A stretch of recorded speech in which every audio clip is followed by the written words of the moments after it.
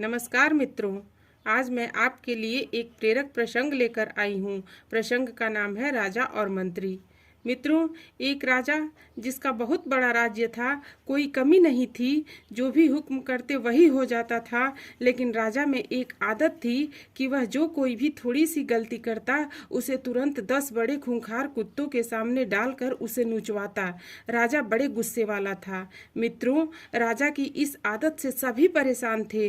राजा का मंत्री भी राजा की इस आदत की आलोचना करता था। एक दिन उसी मंत्री से कोई गलती हो गई। राजा को गलती का पता चला तो राजा ने तुरंत हुक्म दिया कि जाओ, मंत्री को कुत्तों के सामने ले जाओ।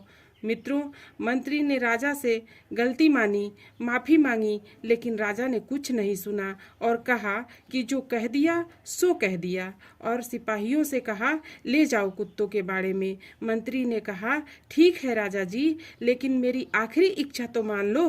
राजा ने कहा ठीक है, बताओ अपनी आखिरी इच्छा। मंत्री ने कहा मुझे 10 दिन की मोहलत दे दीजिए बस। राजा ने कहा ठीक है, 10 दिन की मोहलत दे देते हैं, लेकिन 11वें दिन सजा जरूर मिलेगी। मंत्री 10 दिन तक राजा के पास नहीं आया और 11वें दिन राजा के सामने पेश हो गया। राजा ने मंत्री को देखा और सिपाहियों से कहा जो सजा रखी थी मंत्री के लिए उसे पूरी की जाए। सिपाही मंत्री को कुत्तों के बाड़े में लेकर गए।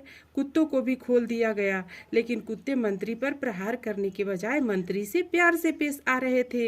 यह देखकर राजा चौंक गया कि जिन कुत्तों को प्रहार करने के लिए ट्रेन किया गया है वे इतने प्यार से कैसे पेश आ रहे हैं। राजा ने मंत्री से कहा कि ये चमत्कार कैसे हो गया, इन कुत्तों को क्या हो गया है। मंत्री ने जवाब दिया कि इन 10 दिन में मैंने इन कुत्तों की बहुत सेवा की है, इन्हें खाना खिलाया है, नहलाया है। अब ये कुत्ते जान चुके हैं कि मैं इनके लिए कुछ अच्छा करता हूँ, ना कि बुरा।